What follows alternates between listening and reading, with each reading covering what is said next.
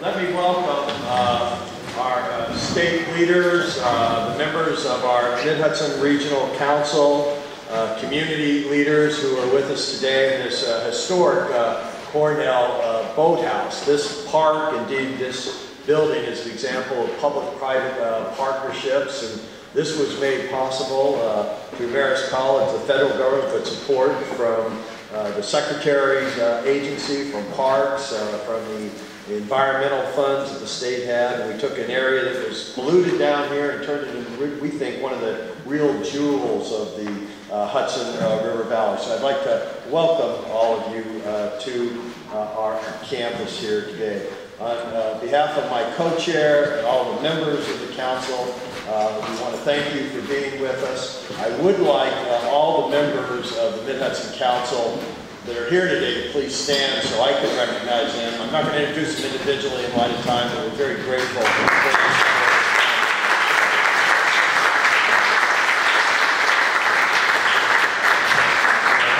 I have to say, Lynn and I are the show horses. They're the workhorses, along with Amy and her team, and it's really been a pleasure to work with them on this project that the governor has given us. Now, I'm going to turn the program over to our Secretary of State, Cesar Perales, who's going to introduce his colleagues who are with us, lay the ground rules for today, and then we're going to present our concepts for our new plan and report on how we think we've done in this last year. But Mr. Secretary, it's a pleasure to welcome you to the campus, and we appreciate your support and your agency support for wonderful projects like this.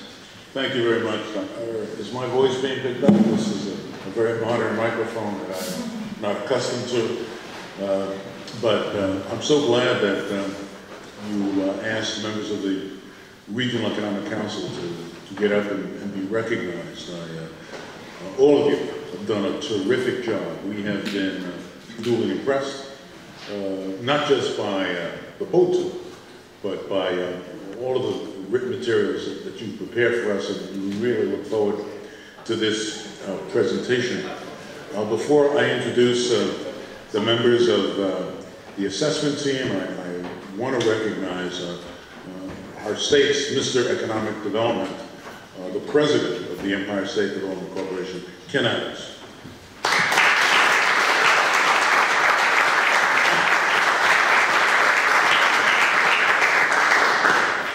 And now the rest of this August group.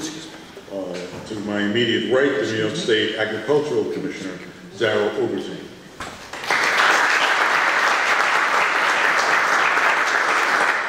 The Office of General Services Commissioner, Roanne Vestito. The Tax and Finance Commissioner of New York State, Tom Magnus. And finally, the President and CEO of the Environmental Facilities Corporation, Matt Tristan.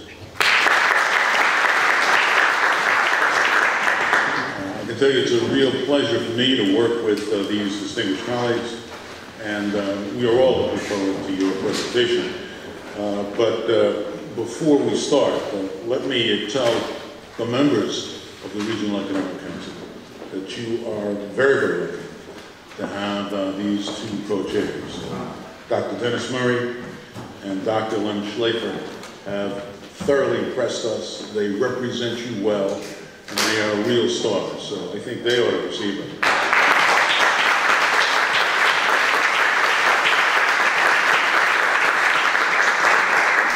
After the governor created the Regional Economic Development Councils last year, you pulled your community together and created a 5-year strategic regional economic development plan. Last year, we awarded $785 million for economic and community development projects consistent with your strategic plan. This year, you've been implementing your strategic plan, and we're here to learn about your progress. What we learned today will help us to distribute the 5 best implementation awards, $25 million each. These funds will provide enhanced funding for the priority projects based on the progress you've made already in implementing last year's plan. I understand you have about a half hour to tell us about the progress you've made, and I'm looking forward to hearing about the number of capital projects funded through the CFA last year, and about the transformational initiatives that you are undertaking here in the Mid-Hudson region. But let me caution you, we want to keep you to 30 minutes. I know you have so much to talk about, you're going to feel compelled to go on. But we want you to be limited to 30 minutes, and if you go on much more than that, I will give you a dirty look or something else. And when we ask you questions, please limit your answers. We've recently experienced asking a question of 30 seconds of when we received an answer of 30 minutes. We don't want that to happen. So through all of this, we're going to evaluate your progress as it relates to just a series of things. Your strategy updates, implementing the strategic plan, leveraging resources, advancing priority projects, measuring performance, and lastly but not least, engaging the public and involving stakeholders. With that, I will turn it over to the co-chairs. Again, Mr. Secretary, thank you. I will start out with our presentation. And I should note for everyone that this session is being recorded and will be up on the internet where people can access it for a week to 10 days as part of our continued efforts to reach out to the public. And as the governor asked us to make this a very open and public process. What we'd like to do for you today is really two things. To give you a quick update on how we think we have progressed during the last year. And then I'm going to turn over the podium to my co-chair, and he's going to give you a forward look, and we'll both participate in talking about some of our programs and answering questions that members of the council have. So let's move through this. First of all, a perspective on year one. We started out, I think, with some unique challenges in this area. We certainly were not a unified region. We had a very uneven history of cooperating among counties and government agencies, with state agencies and stakeholders in the region. We also live in a very diverse county. It's hard to find another region that has everything from several Fortune 500 companies that employ large numbers of individuals, but a lot of small businesses, family farms, and we were equally concerned with both types of organizations. We believe it was better and necessary for us as the business community to develop a better understanding of the region and how we can all create synergies together to really build upon both our diversity but the common strengths that we had in the region.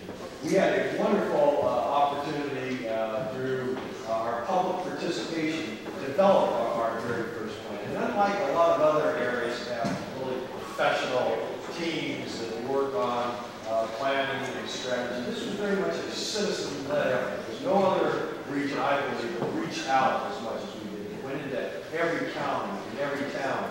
It did polling, assess public opinion, to use technologies to get feedback, to post our work on a public website so that people could see what we were doing. And we analyzed all these areas that we thought were important to us for economic development in the area. So, we feel we had a very open process and a process that listened to people in the area. Our product was this. We came out with 15 goals and supporting strategies. It was so many goals, a reflection of the diversity in the area.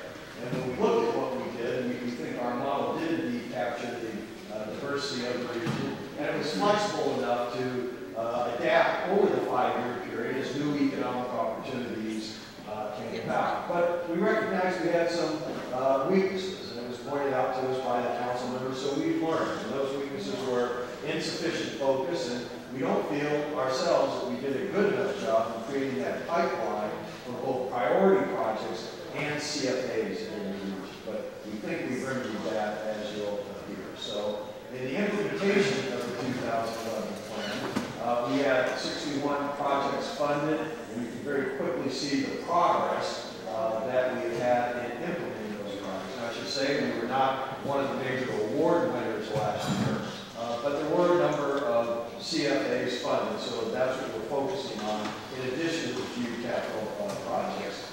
I'm just going to run through some of the major things we did. Our largest funded project was this community renewal housing project in the city of New York. You heard a little bit about that on both with the governor today, and as you heard, it is moving along, it is under construction, and we think it's not going to make a good economic impact on the particular city, but we had desperate need for citizens in that particular area. We've also funded the Center for Biotechnology Incubator is part of New York Medical College. That is also moving forward. It's related to one of our key strategies to try to make this region a leader in biotechnology. We have a great example of my co-chair, Schleifer, who has shown what can be done with both good scientific knowledge and entrepreneurial spirit. He built one of the great biotechnology companies of this, not only state, but of our entire nation. By market cap, it's the sixth largest in the world. Right here in this area, right here in New York. So we think there's more opportunities for projects like this and businesses to involve. Many of you are familiar with this project. We have the Lieutenant Governor up there. This is, again, a high-tech, advanced technology project that they needed to build a facility to support manufacturing. We believe high-tech manufacturing also holds great progress for this community. We got a report from the leaders of this project while we were on the vote with the governor today. And again, it is moving forward. There's action, it's creating jobs, and I think we continue to create jobs over the long term. We also became strong advocates for the Tappan Zee Bridge along with the governor. We feel that the governor was right on the ball and saying it's a critical priority for our state. So we not only added that to our strategic plan, but we advocated for it. But Marcia Gordon, who I think she's still there down in Westchester, has been leading a major effort in that region to garner support for this project and the governor's vision for this project.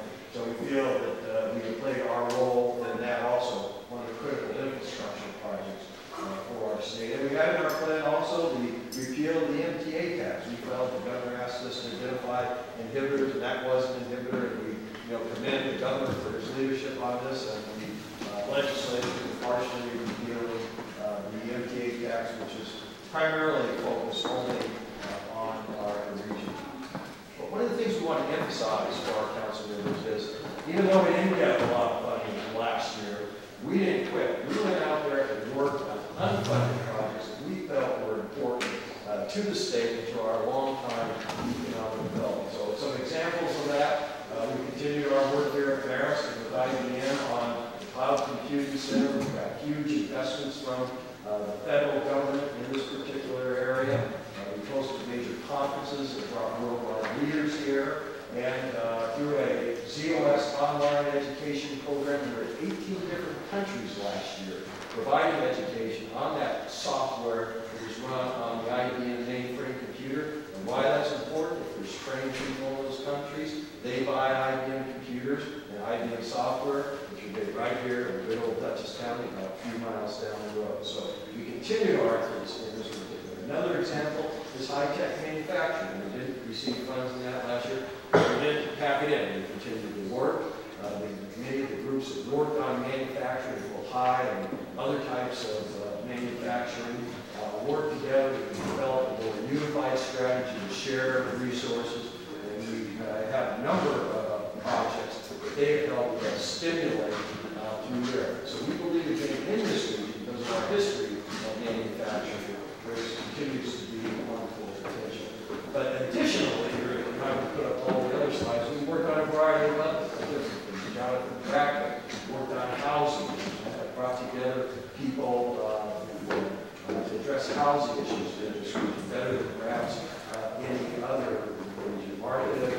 Marcia again worked on how we retain youth in this particular area. Mary Rodriguez continued to reach out and continue broad-based public participation throughout our project. So we want to emphasize to the council that we're grateful for the things we funded, we feel we were successful there, but we worked on other things. We didn't slow down because we're all in this together for the best interests of New York State. So take a look at some of the implementation metrics. We had a dashboard that we look at regularly to see how we're doing in this particular region. And in this region, overall, we do pretty well compared to other areas of the city. We've seen an increase in the number of businesses, number of jobs, and we've seen the average wages in this area increase. So we continue to believe that this region can be one of the very strong economic and job generators for the area. We see the natural resources we have, the great workforce we have, our proximity to New York City is a tremendous strength in this area. So we feel that the right investments are made, we continue the energy that we have going in our region now, that we will be the place that can drive as many new jobs as any other area. So we're looking forward to that opportunity. So I'm going to, let's see, Leonard, you want to take this over here at this particular point? I'll continue to comment. Again, Leonard Schleifer is the president and founder of Regeneron, located in Westchester. It has plants up in the Albany area. I think created over 2,000 jobs, a scientist, an entrepreneur, and someone's not only creating jobs, but curing diseases. So it's been a great pleasure to work with him in this project. Thank you, Dennis. Is my working? Thanks, Dennis, and thank you, Commissioners, for a chance to visit with you and tell you a little bit about our thinking. I'm not one much on these canned presentations, but Amy gets very nervous if I start extemporaneizing. But nevertheless, I'm going to extemporaneize a little bit. Yeah. We had a big problem, okay? First of all, when I got into this, I only wanted to do it if it was going to be apolitical and we could actually make a difference. So the apolitical part was pretty easy. I just said we're not going to. I can't even tell you which county executives are from which party. It's not that I'm personally apolitical, just that I think this process needed to be that way. The second thing is that I would only get involved if we could make a difference.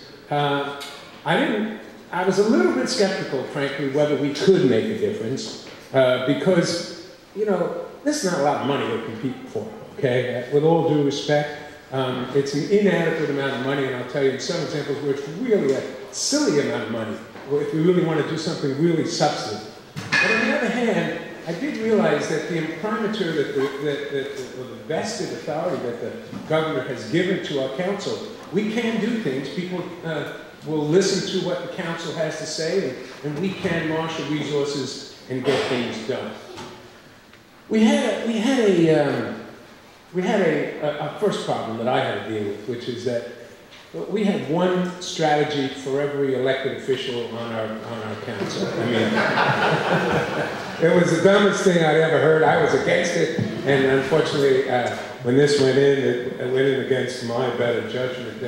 And you know what? The judgment of the people evaluating this said it was terrible. Let's just call it like it is. It wasn't a great. We didn't start off so great. I mean, come on, we're not getting that much money. We're going to make a difference with 12 strategies and 15 supporting strategies and 32 different industries. It's just not going to happen. So the first thing I think we realized, we matured as a council, and said we're going to have to focus. And not everybody's going to get what they want, because this is not, we don't want to build a three-legged racehorse. By the way, thank you for calling me a show horse. Outside, maybe within the confines of my home, I can call that, but outside that, never. I think that we had to focus, and I think we really had to get streamlined when we said, where can we make a difference? And I think we narrowed down to 4 things. I don't know whether we're going to be able to make a difference even on all of these, but we all started to make a difference. And one was to kind of have this longer-term vision. And by the way, I think I was discussing this with one of the commissioners on the boat, that this is a real problem. Every business faces it. Do you deliver quarterly results, think jobs here, or do you deliver long-term viability, sustainability, make a difference, and think transforming the region? These things they're not mutually exclusive, but they're not the same. So everybody in a recession, there's a lot of hurt going around, and so we got to worry about near-term fixes of jobs. So we did want to focus on jobs. But on the other hand, this there's only so much you can do swimming up time. If the national economy isn't going, we can do our best, but we're not going to be able to create as many jobs as we like. So we can try and do some, but we also want to focus on investing in technology-based businesses, the future. More about that in a minute. I will tell you that the state of New York, in terms of biotechnology, is doing relatively poorly. And I'll tell you how I think that can change and how our country is trying to take these steps. In addition to investing in the future, whether it be biotechnology, information technology, the great cloud computing revolution is just at the beginning. If you look at our plan and say, why are you recommending cloud computing? Google and Apple are done with that, you don't get it. Well, that's like 1% of where the cloud is going to be, and businesses are going to need access to this, and businesses are going to have to figure out, go to locations where they get this readily, and I think we'll talk more, but that's one of our ways of, I think, making a difference in the relatively near term. We do have to want to retain the businesses that are here and now and attract businesses to the extent that we can.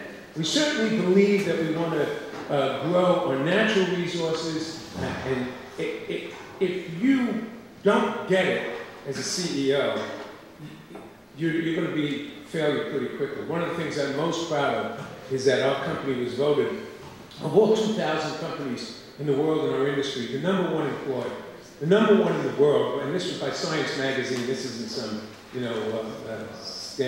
some shoddy poll. It's not the Marist poll. This is the